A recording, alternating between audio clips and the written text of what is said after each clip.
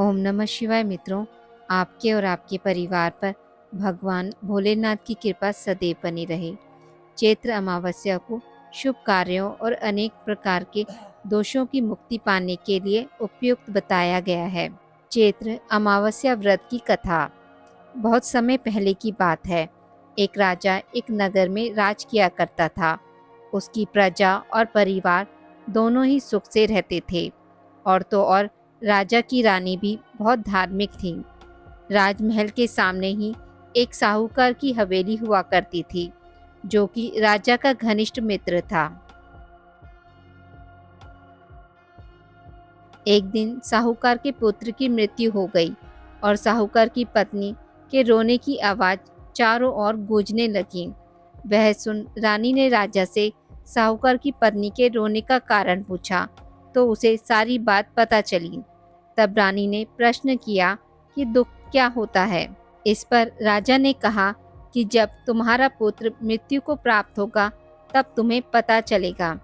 यह सुनते ही रानी ने अपने पुत्र को महल से नीचे फेंक दिया, लेकिन भगवान की कृपा से वह बच गया। रानी ने फिर प्रश्न किया कि दुख क्या होता है। तब राजा ने कहा कि वह पड़ोसी राज्य से युद्ध करने जा रहा है। जब उसके मृत्यु का समाचार मिलेगा तब रानी को उत्तर मिल जाएगा। लेकिन रानी अमावस्या का व्रत करती थी, जिसके कारण राजा विजयी होकर लौटा। रानी को उसका उत्तर मिलता ही रह गया, तो उसने फिर पूछा, जिसके बाद राजा ने कहा कि अब हम गंगा माँ के दर्शन करने जाएंगे। जब मैं वहाँ जाकर गंगा नदी में कूद जाऊंगा तब तुम्हें दुख का पता चलेगा। राजा रानी में आपस में बात ही हो रही थी कि भगवान शिव कैलाश पर विराजमान सब कुछ देख रहे थे। उन्होंने माता पार्वती से कहा कि चलो आज मैं तुम्हें एक सुखी आत्मा के दर्शन कराता हूँ। जिसके बाद भगवान शिव और माता पार्वती बकरा बकरी का रूप धारण कर मृत्यु लोक पधारे। वह दोनों एक बावली के पास घास चरने लगे।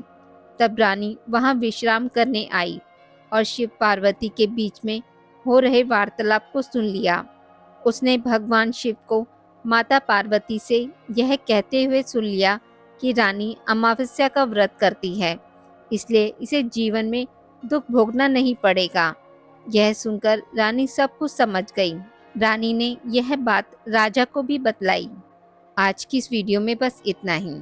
मित्रों, अगर आपको मेरी वीडियोस पसंद आती हैं तो इसे लाइक और शेयर ज़रूर करें और पूजा पाठ से जुड़ी जानकारी के लिए मेरे चैनल को सब्सक्राइब करना ना भूलें।